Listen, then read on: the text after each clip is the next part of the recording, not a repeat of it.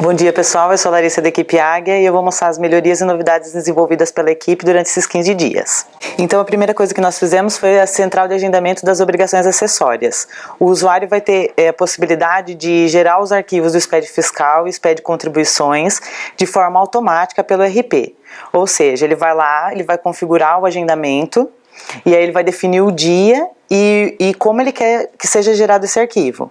Quando chegar no dia que ele agendou, o próprio RP vai gerar todos os arquivos de todas as lojas e vai gravar tudo lá na loja 999. Aí ele faz lá no BlueSoft Drive, ele faz o download e faz as validações no validador do SPED. Então aqui eu tirei uns prints das telas de como ficou. Aqui é uma consulta, né, dos agendamentos. E aí, clicando nesse botão de incluir agendamento, vai aparecer essa opção, que ele escolhe se ele quer o SPED CMS-PI ou o SPED PIS e COFINS, que é o que a gente já fez. Aí ele vai informar se ele quer uma execução do tipo mensal ou única, e aí ele coloca a data que ele quer agendar, ele seleciona as lojas, ele pode colocar todas ou só algumas, a competência, que é a partir de quando ele vai querer gerar, e se ele quer gerar o inventário ou não, e considerando o que é extemporâneo também ele pode definir.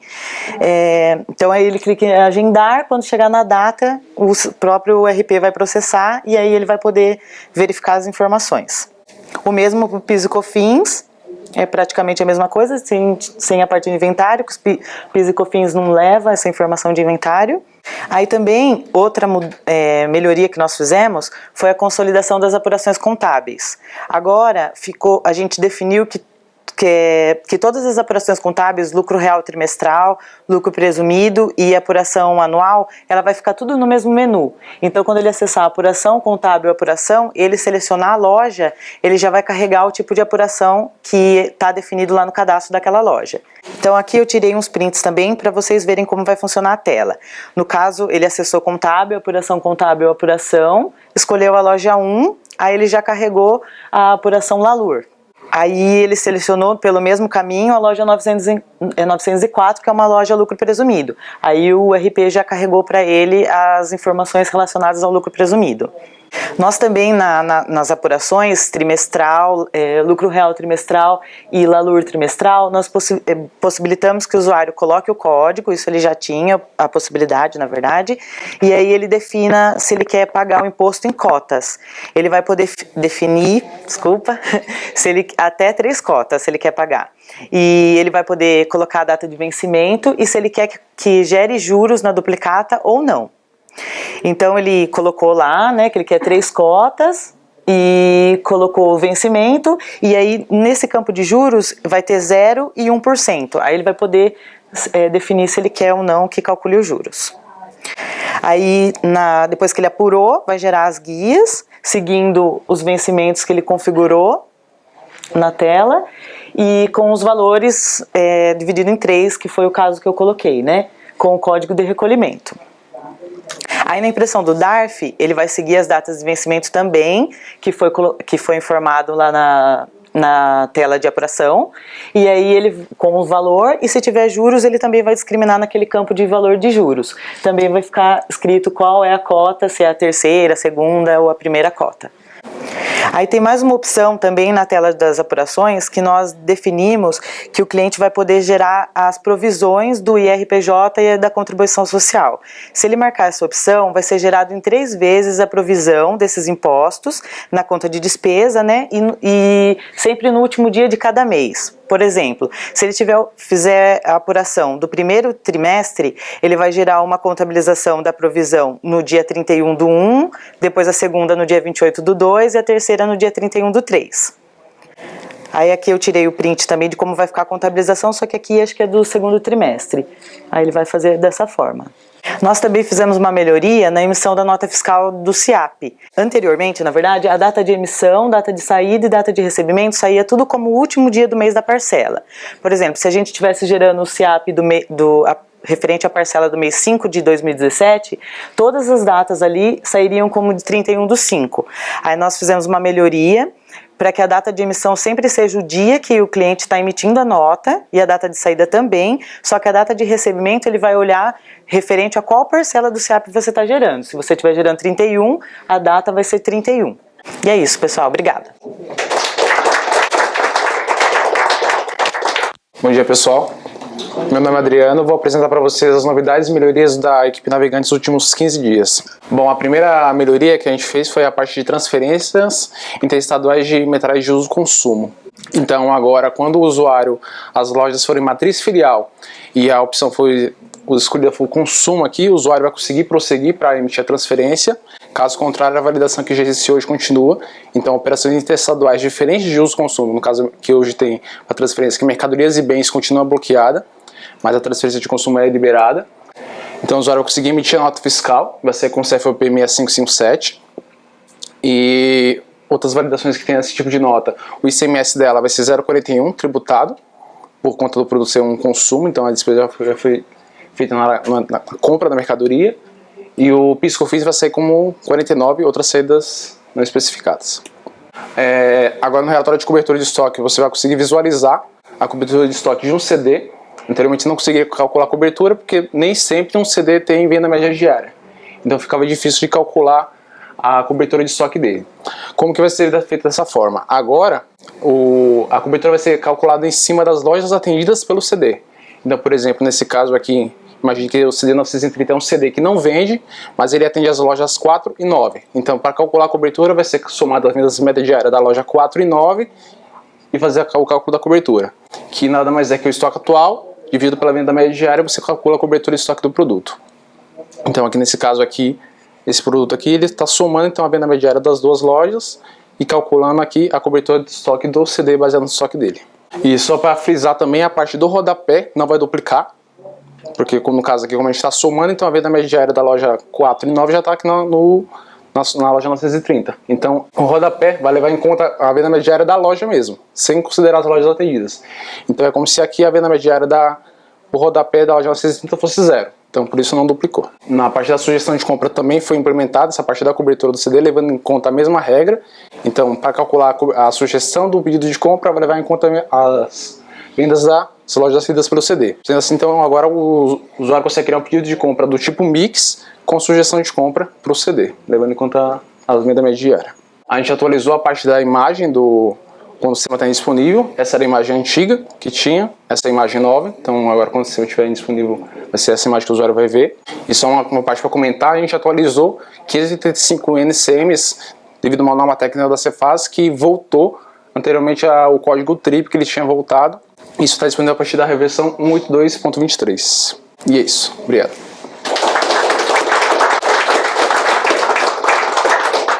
Bom dia, meu nome é Gleice, eu sou da equipe Taurus e vou apresentar as melhorias feitas nos últimos 15 dias do módulo financeiro. Bom, na tela de Private Label, a gente tem sempre aqui o saldo da conta e esse botão para gerar duplicata. Então agora, quando a gente vai gerar duplicata, a gente incluiu campos para informar desconto, juros e multa. Para levar essas informações já para duplicata, para não precisar acessar a duplicata depois para conseguir informar esses valores.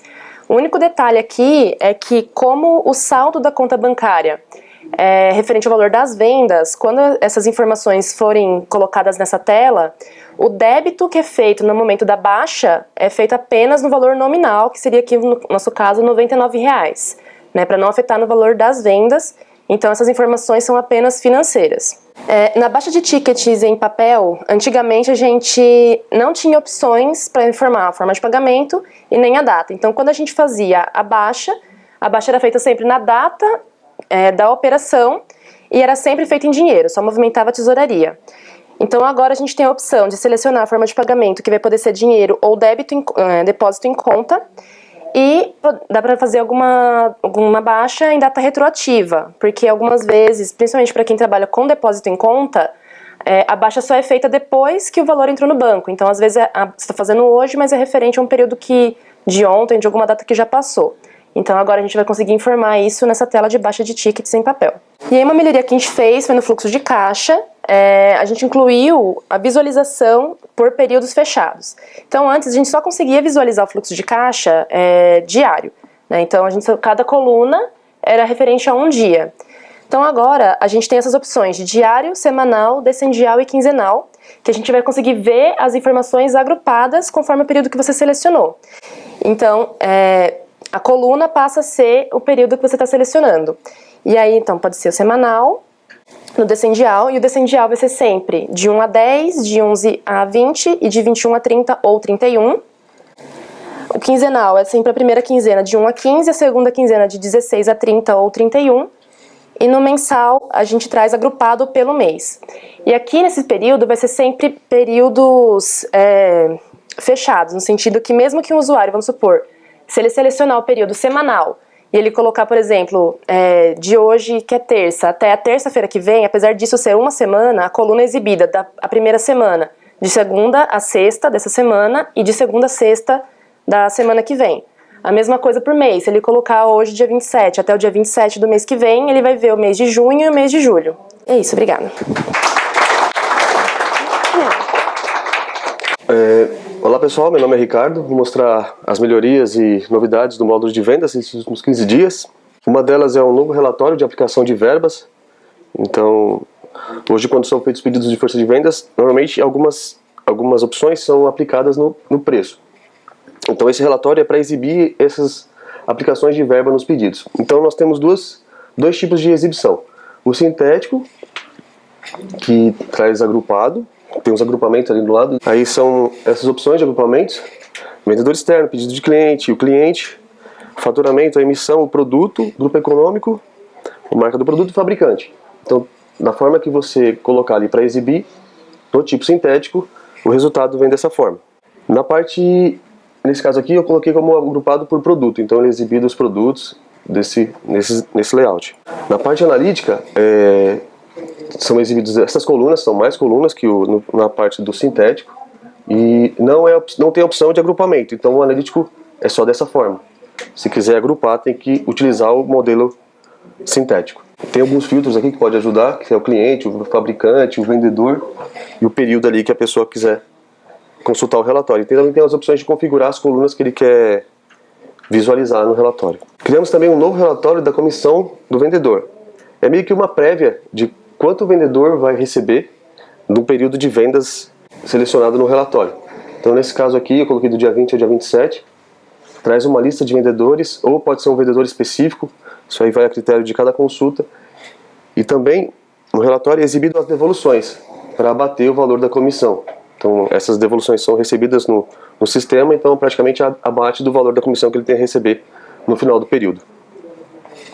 E aquela opção de gerado sim, é quando a comissão é gerada na conta do vendedor. Também vai ter opções de não estar gerado, porque fez a venda, mas necessariamente não gerou a comissão dele. Porque nós temos duas opções hoje no RP. Por quitação de duplicata, que aí você quita a duplicata do cliente, que aí você gera a comissão do vendedor, ou na opção do faturamento. Então nós temos essas duas opções de parâmetro hoje. Então nesse caso aqui que nós temos de exibição, é por parte de quitação da duplicata. Se for por faturamento, automaticamente também vai estar sim, e se for por quitação de duplicata, e se a duplicata não tiver quitado, a comissão gerada vai estar como não. Incluímos também dentro da opção do roteiro, a opção de imprimir os pedidos. Hoje nós não tínhamos essa opção aqui dentro, então na listagem do roteiro, ao selecionar um roteiro específico que tiver pedidos incluídos, a opção de imprimir fica habilitada. Também dentro do roteiro, tem a opção de imprimir todos esses pedidos, que hoje é bem útil para o pessoal que faz a roteirização para distribuidoras. Hoje quem utiliza o roteiro hoje visualizar a impressão desses pedidos por parte da roteirização. Na precificação de produtos, fizemos algumas melhorias, mudamos algumas cores aqui. No caso da coluna de ofertas, quando não há oferta no produto, a opção virar em vermelho, e com oferta virar verde, nesse caso. E também com um link para cada produto para ir direto para a inclusão de oferta, passando o produto que ele quer colocar a oferta. E para agilizar o pessoal nessa parte da inclusão de preço. Dentro da tela de promoção de vendas, incluímos o novo filtro, que é lista de produtos, promoção de venda, ofertas e oferta fidelidade também, incluída um filtro de lista de produtos. Então, além da busca de produtos, a lista de produtos para completar a tela. Dentro do cadastro de clientes, incluímos uma nova opção de se o cliente possui ou não um private label. É meio que uma forma de uma informação que será usada para relatórios, acho que futuros do BI. Para quem precisar dessa informação, hoje está no cadastro de cliente, na aba Dados Gerais. Agora eu vou mostrar para vocês a nova pesquisa de concorrentes do RP. Ela foi mudada praticamente toda. A pesquisa que nós tínhamos estava um pouco defasada, precisávamos de layouts novos. Então assim, os filtros da tela inicial praticamente são alguns padrões que nós temos no RP, mudando para filtro de concorrentes, o status e a data da pesquisa criada e o tipo de pesquisa que hoje nós temos. Então assim, na inclusão, separamos em dois lados. De um lado, adicionar os concorrentes, do outro lado, os produtos. Tanto o tipo da pesquisa, o período e a descrição, que hoje é obrigatório. Então, na adição de concorrentes, nós estamos só os concorrentes, que são cadastrados hoje no RP, por um tipo de pessoa. Então, adicionado, pode adicionar outros também, caso necessite. Na adição de produtos, que é lá no canto, tem hoje a seleção de produtos do RP, caso queira selecionar quais produtos queira incluir na pesquisa. Adicionados, tudo bem, certinho. Colocou a descrição, aí ao criar são exibidos todos os produtos agrupados por concorrente. Hoje já tem assim também no RP, só que no layout atual. Também a opção de, depois de criada, incluir novos concorrentes e mais produtos, que hoje não, na atual hoje não tinha essa opção. Na tela de consulta tem as opções aqui de filtrar quais pesquisas criadas, os tipos, o status dela, a emissão da pesquisa e lá no cantinho, nas ações, nós incluímos também a opção de clonar a pesquisa. Então, você fez uma pesquisa, quer criar uma nova, você já pode clonar uma a partir de uma já criada. Algumas melhorias que nós fizemos, que é importante detalhar aqui, no ETQ Web, novas funções e novas opções para a etiqueta, que é a curva e a quantidade mínima de exposição. E fizemos também o encerramento de posto de combustível para a parte das ANTO. Para quem utiliza posto e tem essa frente de caixa, é obrigatório. É isso, pessoal. Obrigado.